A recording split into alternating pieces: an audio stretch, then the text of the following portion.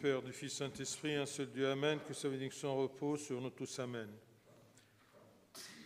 Aujourd'hui, l'Église nous rappelle à travers les lectures, l'Église nous rappelle d'un enseignement primordial de notre foi chrétienne. Un enseignement prononcé de la bouche du Christ lui-même durant son sermon sur la montagne. Et ce sermon sur la montagne est considéré comme le statut de la vie chrétienne, comme le statut de la pratique chrétienne. Il nous enseigne en nous disant « Mais je vous dis à vous qui m'écoutez, aimez vos ennemis, faites du bien à ceux qui vous haïssent, aimez vos ennemis et ceux que vous haïssent. » Et le Christ lui-même nous a donné un bon exemple d'aimer ses ennemis. C'est écrit, mais Dieu prouve son amour envers nous en ce que, lorsque nous étions encore des pécheurs, Christ est mort pour nous. Il nous a aimés et nous étions encore des pécheurs. Il ne nous a pas aimés parce que nous étions des saints, ni des purs, mais des pécheurs.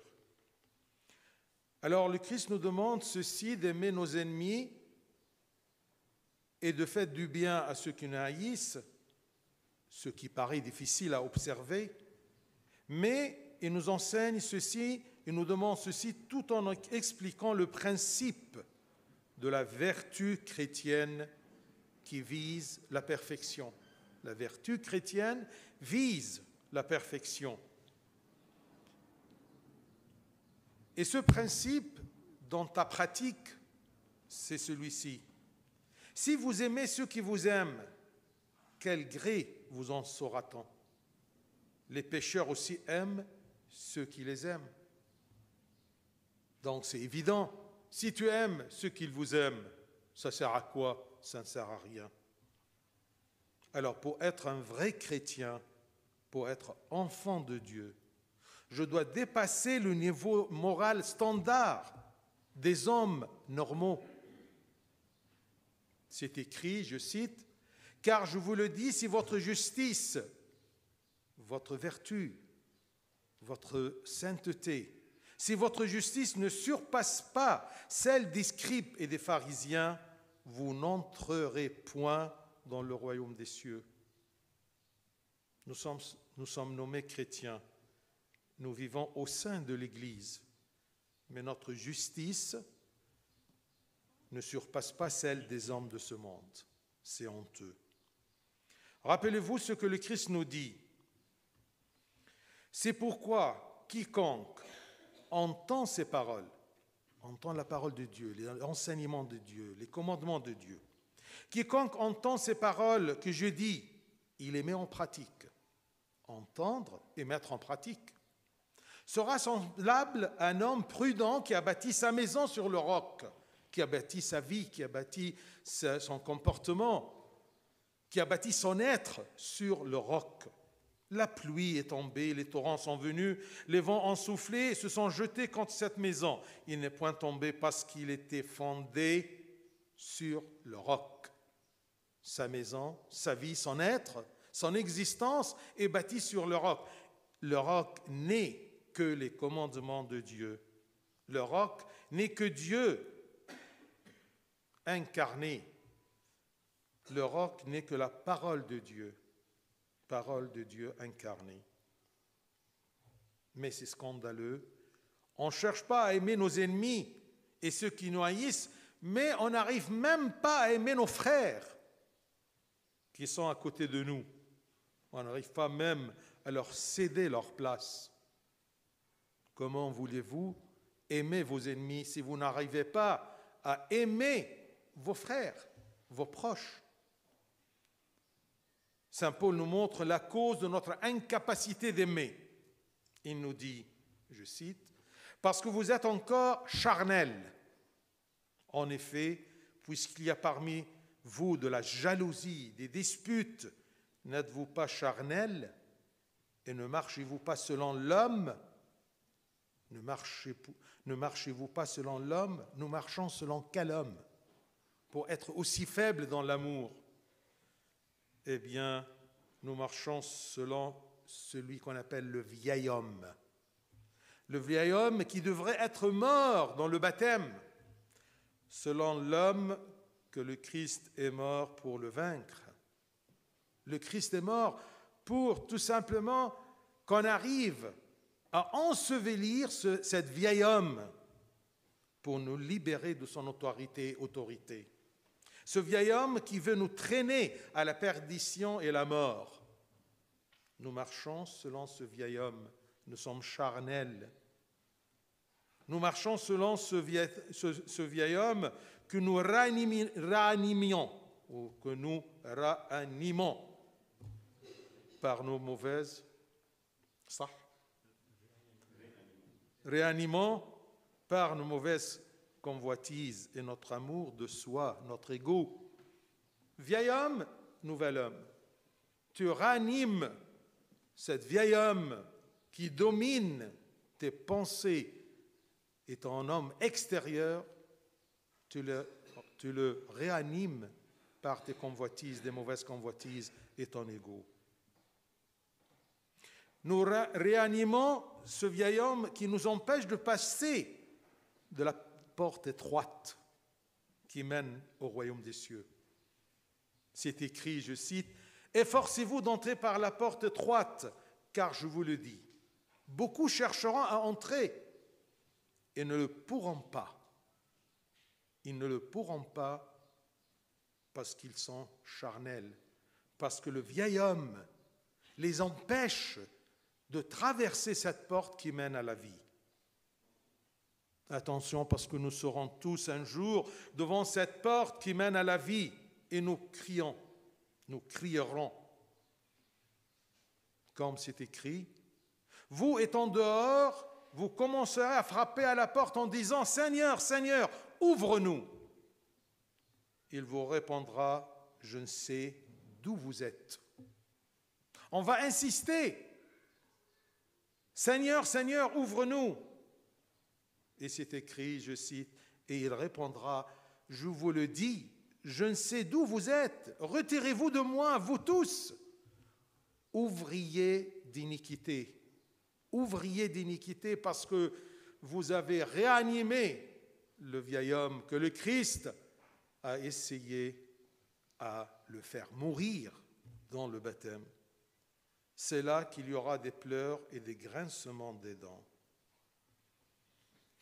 Saint Moïse le Noir, dont on a fêté sa fête il y a 2 jours, il dit, Saint Moïse le Noir, « Prépare-toi à rencontrer l'Éternel.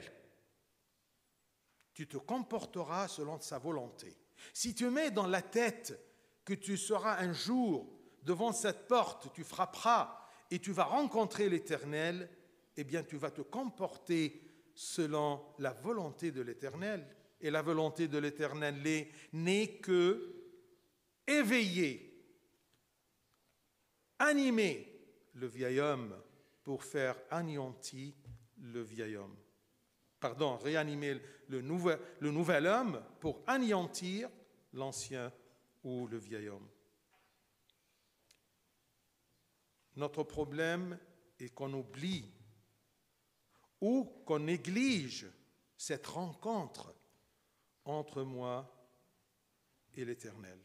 Et quand on oublie et quand on néglige, on laisse le vieil homme intérieur, cet homme intérieur vieux, et on le laisse dominer notre homme extérieur. L'homme extérieur, c'est nos sens, nos membres, d'où notre comportement. Alors, qui a gagné à l'intérieur de toi? L'homme intérieur, le vieil homme, ou l'homme intérieur, le nouvel homme? On n'arrive pas à aimer ni nos frères, ni nos ennemis, parce qu'on se laisse dominer par le vieil homme intérieur. Nous sommes charnels, on vit d'une façon très charnelle.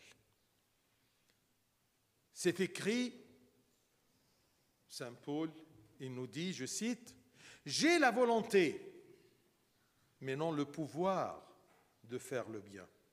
Il y a une grande différence entre la volonté « je veux », mais je n'ai pas le pouvoir. J'ai la volonté, mais non le pouvoir de faire le bien, car je ne fais pas le bien que je veux, et je fais le mal que je ne veux pas. C'est quoi ça? Parce que tout simplement, et si je fais ce que je ne veux pas, ce n'est pas moi qui le fais, c'est le péché qui habite en moi. Ce péché dont la source est le vieil homme. Je veux, j'ai la volonté, mais non le pouvoir. Et je fais ce que je ne veux pas. Ce n'est plus moi qui le fais, c'est le péché qui habite en moi. Je peux être chrétien, je peux être à l'église, mais le problème, c'est que le péché habite toujours en moi. C'est pour cela que je me comporte comme un charnel, non pas comme un enfant de Dieu. Ainsi, mes bien-aimés, c'est facile de vouloir, de faire le bien, mais pour avoir le pouvoir de le faire, je dois éliminer le péché qui habite en moi. Comment? En ravivant le nouvel homme. Et je ravivis le nouvel homme par le repentir, par la connaissance et l'assiduité dans la parole de Dieu, la Bible que tu fermes toujours, qui est à côté de ta tête sur la commode, mais tu ne l'ouvres pas. Il y a un saint qui a dit, le jour que tu ne lis pas dans la Bible, ne compte pas ce jour de ta vie. Alors, ravivez le nouvel homme par le repentir, par la parole de Dieu, par les moyens de grâce, que ce soit les métanies, que ce soit la prière, le jeûne, et surtout par la communion du corps et du sang de notre Seigneur Jésus-Christ Sauveur. اليوم يا أحبائي الكنيسة بتفكرنا وتذكرنا بإحدى تعاليم المسيحية الأساسية، إحدى التعاليم اللي نطق بيها، اللي علمها بنفسه يسوع المسيح في موعظته على الجبل. ولازم تدرك وتتذكر دايما أن الموعظة على الجبل يعني متى 4 5 6 تعتبر دستور الحياة المسيحية. يعني لو ما عرفتش غير الموعظة على الجبل وعشتها ونفذتها تبقى إنسان مسيحي وتخش ملكوت السماوات. دستور الحياة الروحية في المسيحية. قال لنا إيه هذا التعليم؟ التعليم الأساسي. لكني أقول لكم أيها السامعون أحبوا أعداءكم، احسنوا إلى مبغضيكم. أحبوا المحبة، لكن أحبوا مين؟ أعداءكم والذين يبغضونكم احسنوا إليهم. المسيح بيطلب مننا المحبة دي اللي بتبدو صعبة جدا التنفيذ، لكن بيشرح لنا مبدأ مهم في الفضيلة المسيحية. والفضيلة المسيحية احنا بنسعى عليها ليه؟ عشان تودينا للكمال. فيقول لنا ايه المبدأ في الجهاد المسيحي او في الفضيلة المسيحية؟ يقول لنا وإن أحببتم الذين يحبونكم فأي فضل لكم، فإن الخطاة أيضا يحبون الذين يحبونهم. لكن عشان أكون إنسان مسيحي حقيقي، عشان أكون ابن لله، يجب أن مستواي الروحي ومستوى فضيلتي تتعدى المستوى الأخلاقي المعتاد لأهل العالم. طبعا كل أهل العالم بيحبوا اللي بيحبوه. فيقول لنا يسوع المسيح له المجد في إنجيل متى فإني أقول لكم إنكم إن لم يزد بركم على الكتبة والفريسيين لن تدخلوا ملكوت السماوات. لما تبقى زيك زي الأشرار اللي بيحبوا بعض مفيش فايدة، مش هتخش الملكوت. نحن ندعى مسيحيين ونحيا في حضن الكنيسة، لكن برنا لم يزد عن بر أهل هذا العالم. حاجة تكسف. تذكروا جيدا ما يقوله لنا المسيح. فكل من يسمع أقوالي هذه ويعمل بها. كلنا بنسمع، لكن مين بيعمل؟ كل من يسمع أقوالي هذه ويعمل بها أشبهه برجل عاقل بنى بيته يعني بنى حياته، بنى كيانه على الصخر. يسمع ويعمل، يبقى عاقل، يبني بيته، يبني حياته على الصخر. فنزل المطر وجاءت الأنهار وهبت الرياح وجاءت المشاكل وجاءت الصعوبات وجاءت التجارب، ووقعت على ذلك البيت فلم يسقط، لأنه كان مؤسسا على الصخر. إيه هو الصخر يا أحبائي؟ إيه هو الصخر إلا وصايا ربنا، إلا كلمة ربنا؟ إيه هو الصخر إلا المسيح نفسه؟ والمسيح هو كلمة الله المتجسد. بدل ما يكلمنا ربنا بعت كلمته، بدل ما يبعتها في جواب بعتها في إيه؟ بعتها في شخص، في إنسان يحيا في وسطنا، ونحس بيه ويحس بينا ونشوفه ويشوفنا. من المؤسف يا أحبائي إننا نسعى إلى محبة أعدائنا والذين يسيئون إلينا، ونحن لا نستطيع أن نحب إخوتنا اللي جنبنا، اللي في حضننا، اللي معانا، اللي قريبين مننا. لا نستطيع أن حتى نعطيهم المتكئ الأول بتاعنا أو نفضلهم عن أنفسنا. ده كلام. القديس بولس بيكشف لنا بقى سبب عدم قدرتنا على المحبة، محبة إخواتنا ومحبة الأعداء ومحبة المسيئين إلينا. يقول لنا إيه؟ الآن أيضا لا تستطيعون، مش قادرين ننفذ وصايا الله، لأنكم بعد جسديون، فإنه إذ فيكم حسد وخصام وانشقاق ألستم جسديون، ألستم جسديين وتسلكون بحسب البشر. بنسلك حسب البشر، حسب الإنسان العتيق. نسلك بحسب الإنسان العتيق اللي ربنا تجسد ومات وقبر وقام من أجل إنه يفنيه، إنه يضعفه، إنه يميته. هذا الإنسان العتيق الذي كان ينبغي أن يموت في المعمودية. المعمودية يا أحبائي هي موت للإنسان العتيق وولادة للإنسان الجديد. نسلك بحسب الإنسان العتيق، عشان كده لا نستطيع إن احنا ننفذ وصايا الله. نسلك بحسب الإنسان العتيق، الإنسان الذي مات المسيح وقام من أجل إماتته فينا. مات المسيح ومتنا معه في المعمودية عشان يحررنا من سلطان هذا الإنسان العتيق. هذا الإنسان العتيق الذي يريد أن يقودنا ويسحبنا للضياع وللموت. هو ده الإنسان العتيق، كل شوية يصحى. مين اللي بيصحيه؟ أنت.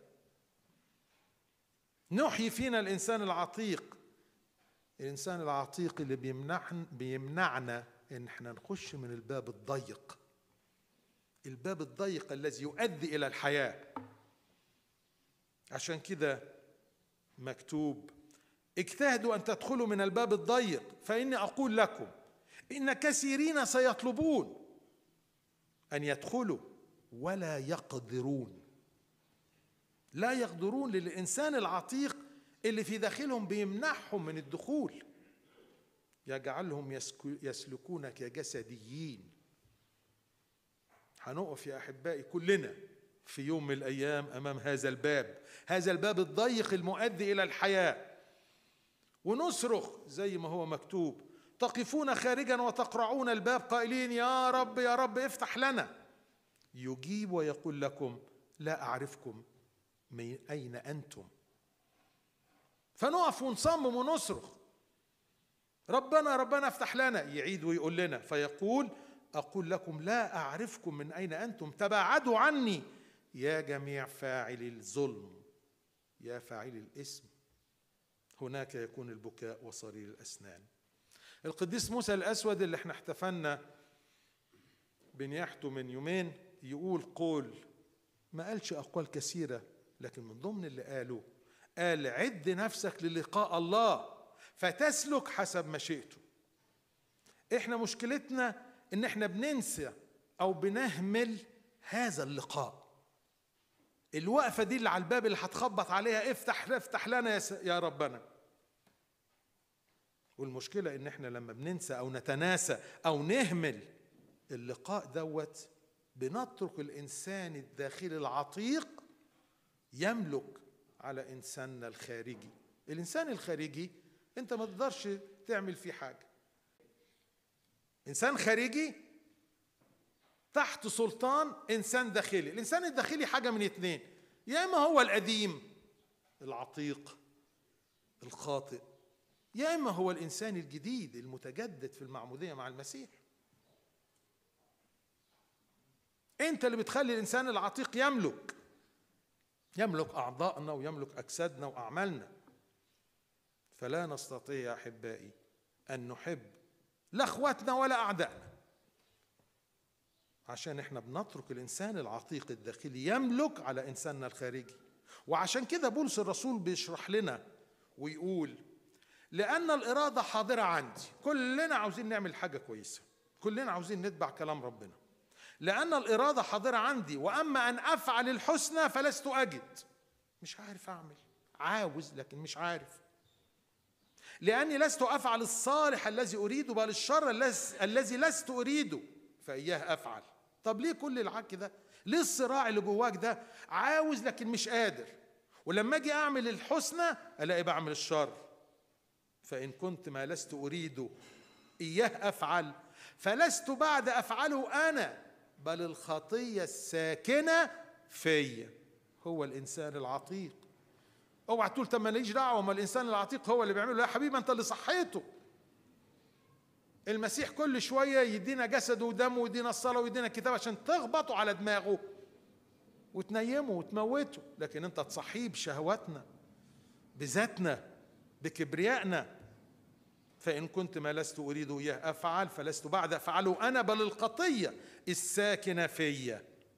هكذا يا أحبائي كلنا نريد، لكن من الصعب إن احنا نفعل ما نريده. ولكي تفعل ما تريد من صلاح لابد أن تنزع الخطية الساكنة فيك بأن تحيي الإنسان الجديد. تحيي الإنسان الجديد إزاي؟ بالتوبة، بالثبات في كلمة ربنا، بوسائط النعمة، بالتناول من جسد ودم المسيح مخلصنا الصالح، له المجد الدائم إلى الأبد. آمين.